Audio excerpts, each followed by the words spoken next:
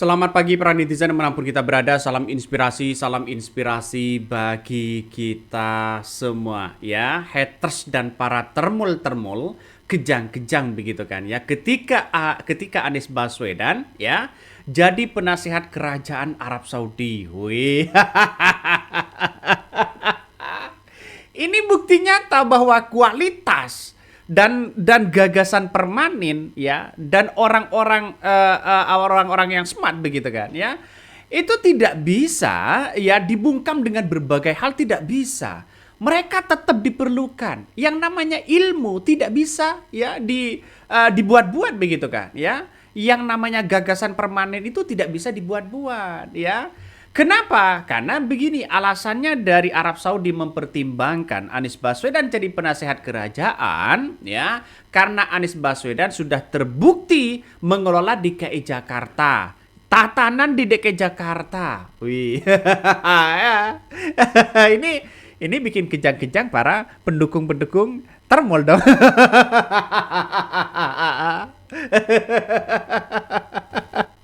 Aduh, saya kira ini langkah yang menurut saya pribadi sangat luar biasa begitu. Jokowi ya 10 tahun, anggaplah 2 periode memimpin bangsa dan negara kita ya, sebagai seorang presiden ya, apa sekarang ya prestasi apa yang dilakukan Jokowi yang membanggakan dunia, yang membanggakan pada bangsa dan negara kita? Apa coba? Ya, ini soal proyek besar begitu kan. Mau membanggakan IKN, ya kemarin sudah ditolak begitu kan ya, undang-undangnya di Mahkamah Konstitusi. Mau banggakan apa? Ya, kalau Presiden Prabowo Subianto bisa membanggakan MBG.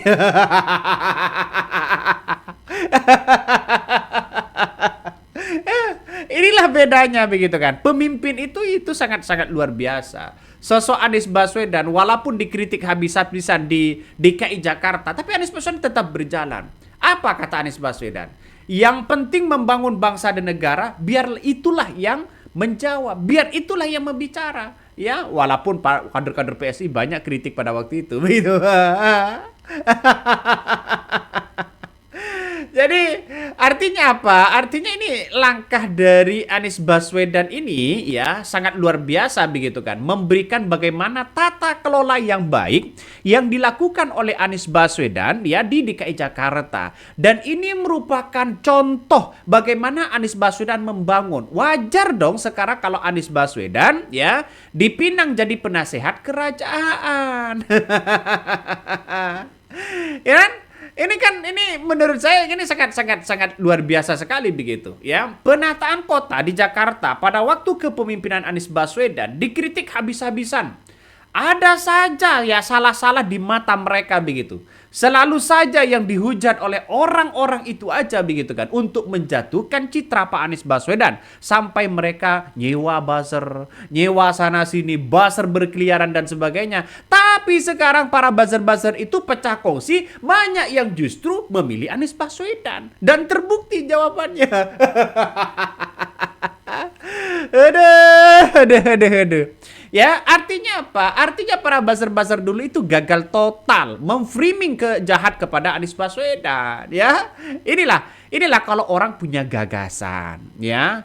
Meskipun tidak punya gagasan misalnya seperti A, B dan C begitu, katakanlah ya seperti Wakil Presiden Gibran Rakabuming Raka. Ya, misalnya tidak punya gagasan, itu tidak akan diperhitungkan apa sumbangsi dan prestasi dan gagasan yang diberikan oleh masyarakat Indonesia kepada masyarakat Indonesia. Apa sekarang ini sebagai wakil presiden? Nah, itu kan jawabannya kan pasti ada di orang semua dong.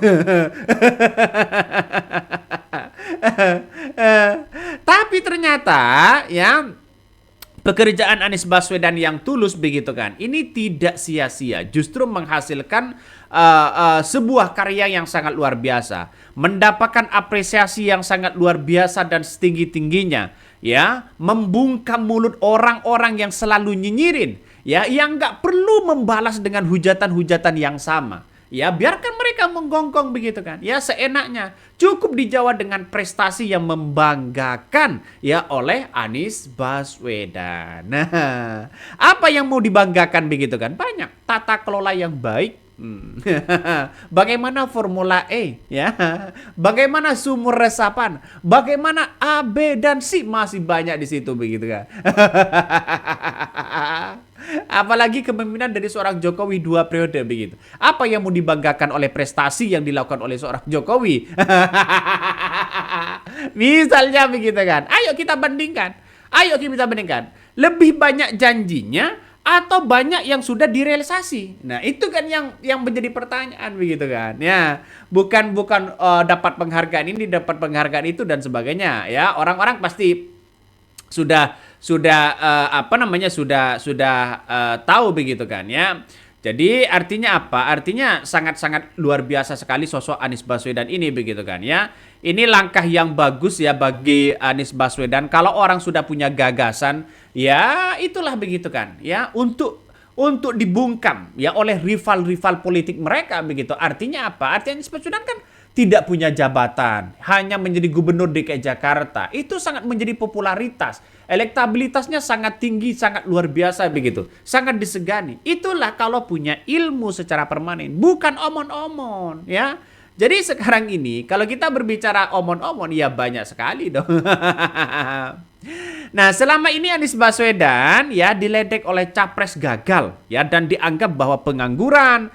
Ternyata sudah setahun Anies Baswedan dapat job dari ya Arab Saudi.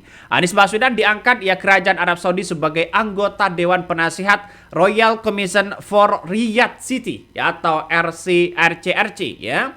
Bahkan ya Royal Commission for Riyadh City atau RCRC adalah lembaga pemerintah tertinggi yang bertanggung jawab atas perencanaan strategis dan pembangunan komprehensif Riyadh atau ibu kota Arab Saudi. Nah, dipimpin langsung ya oleh putra mahkota bin Salman sebagai ketua dewan direksi. Lembaga ini bertugas mentransformasi Riyadh menjadi salah satu ya dari 10 ekonomi kota terbesar di dunia pada tahun 2030. Coba bayangkan Anies Baswedan di negaranya sendiri. Padahal Anies Baswedan itu adalah orang yang kemudian punya intelektual, punya gagasan, punya prestasi. Malah dikritik sebagai dianggap bahwa capres gagal, dianggap pengangguran. Tapi ilmunya yang berjalan.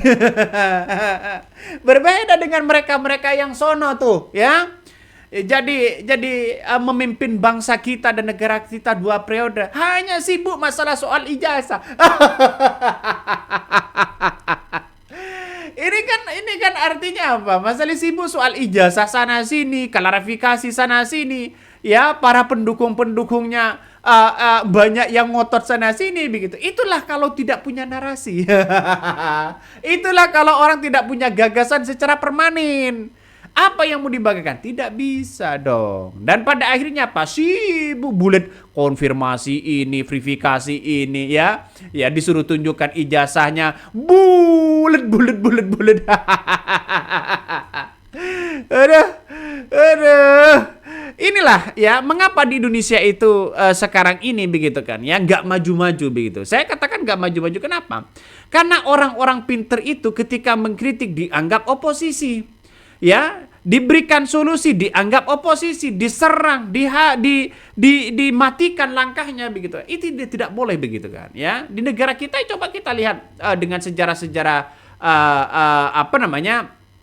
yang dulu begitu kan, ya. Bagaimana Pak Habibie ya. Itu kan orang-orang hebat dan sebagainya begitu. Ya, jadi saya kira langkah inilah yang kemudian sosok Anies Baswedan itu sangat menderang sekali begitu. Artinya apa? Artinya gagasan-gagasan inilah yang kemudian yang dimiliki oleh Anies Baswedan. Bagaimana dia membangun DKI Jakarta, ya, tata kelola yang baik, menangani banjir, bagaimana sumur resapan, bagaimana tata kelola yang menjadi smart city internasional begitu kan, ya, bukan skala nasional, bos. Ini langkah yang bagus dan strategis ya. Makanya kalau Anies Baswedan berada jadi penasehat di situ kan itu saya kira langkah yang bagus. Jangan-jangan para temul-temul sudah kejang-kejang.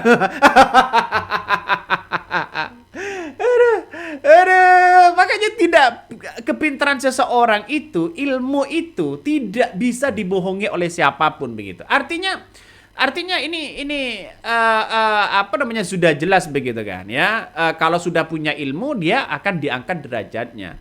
Ya, kalau dalam bahasa Al-Qur'an itu yarfa'illahu alladzina amanu minkum walladzina utul ilma darajat. Nah, inilah yang kemudian yang dimiliki oleh sosok Anies Baswedan. Jadi saya kira ini kalau Anies Baswedan jadi penasehat ya justru ini menjadi satu kebanggaan bagi masyarakat Indonesia begitu kan. Tapi orang yang nyinyirin biasanya orang-orang yang tidak punya prestasi, sumbangsi terhadap bangsa dan negara kita apa. Biasanya jauh dari itu. Biasanya ya dikit-dikit kritik, tidak sesuai dengan dengan jalannya dianggap oposisi begitu kan ya. Coba kita baca apa yang kemudian disampaikan oleh Anies Baswedan. Ini 3 hari terakhir di Riyadh, Arab Saudi berpartisipasi dalam Riyadh ya Competitiveness from RJF ya sejak tahun lalu, ikut mendapatkan amanah sebagai anggota Dewan Penasehat dari Komisi Kerajaan untuk Kota Riyadh RCRC, Royal Commission for Riyadh City. Kali ini ya anggota Dewan Penasehat RCRC yang berkumpul dalam acara RCF ya untuk berbagi pengalaman dan memberikan masukan strategis guna meningkatkan daya saing Kota Riyadh. Ya, bahkan ya datang bersama Karsa City Lab di Indonesia di sini bertukar pikiran dengan bersama-sama Dewan Penasehat yang berasal dari berbagai negara. Diskusi yang kayak ini dilakukan bersama-sama dengan tim dari pemerintah Riyadh ya dan Kerajaan Arab Saudi. Senang dan terhormat sebagai bahwa Riyadh bersemangat belajar dari ibu kota-kota dunia dengan Jakarta sebagai salah satu tolak ukur yang dianggap sukses melakukan transformasi ya transportasi publik dan terintegritas. Inilah salah satu wujud semangat Jakarta sebagai kota global. Tak hanya jadi tuan rumah di negerinya sendiri tapi jadi tamu mempesona di panggung dunia. Bahkan ya kita ya dorong sama-sama agar semakin banyak kota-kota di Indonesia yang naik kelas jadi kota global, livable cities yang ramah dan nyaman bagi penghuni dan pengunjungnya ya dan pengunjungnya serta jadi teladan bagi kota-kota di dunia. Itu sudah tepat putusan Mahkamah Konstitusi menolak undang-undang ya IKN menjadi ibu kota.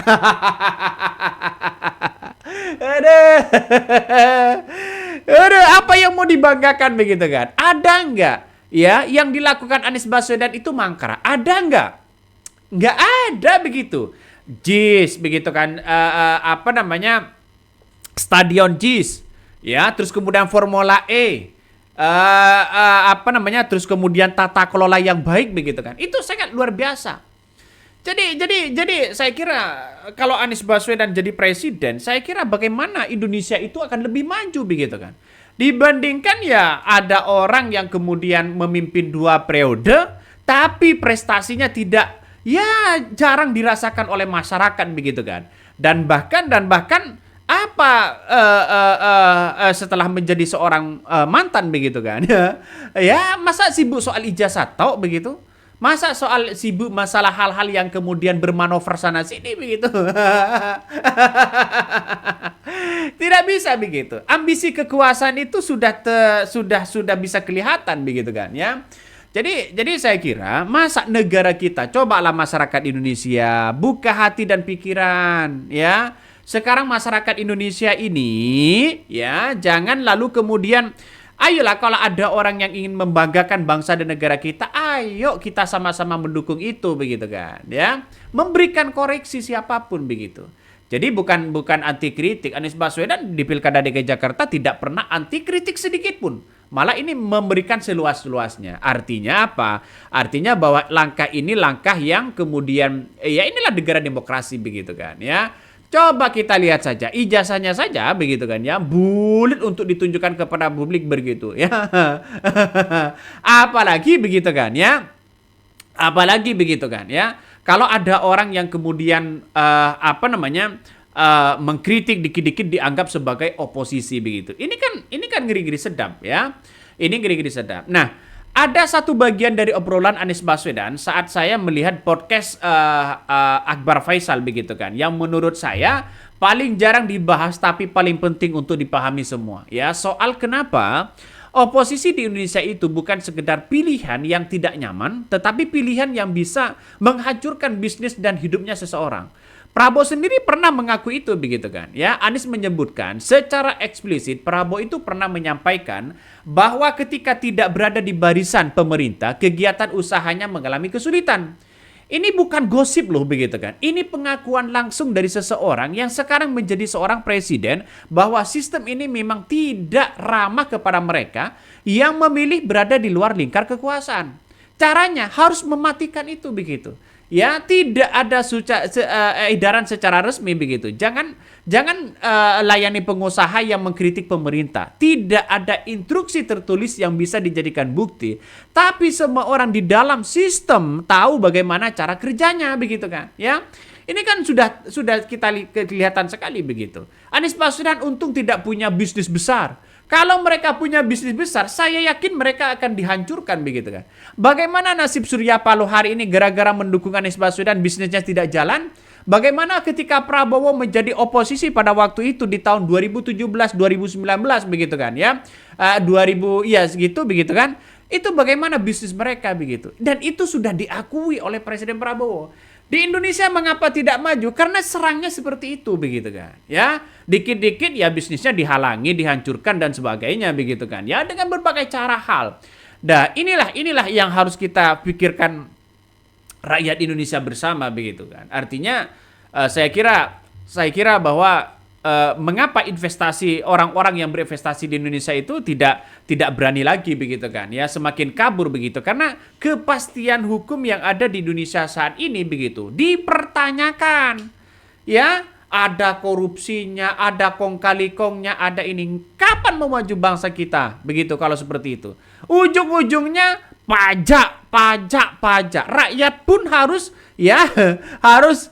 menelan pahit soal pajak begitu kan. Apa-apa pajak begitu. Jadi saya kira ini harus diberesin ya oleh Presiden Prabowo Subianto. Kalau tidak bisa diberesin, ya solusinya Anies Baswedan dong. Ya harus menjadi seorang presiden. Kan itu logikanya. Berikan kesempatan. Bisa nggak mampu untuk memberesi bangsa dan negara kita? Kalau tidak bisa masih sama begitu kan, berarti kan sudah tidak bisa lagi diberesin bangsa kita begitu. Memang sudah budayanya seperti itu. Oke, mungkin itu yang kami sampaikan ya. Tonton terus di channel Hodari Podcast Rakyat ini, jangan lupa di subscribe.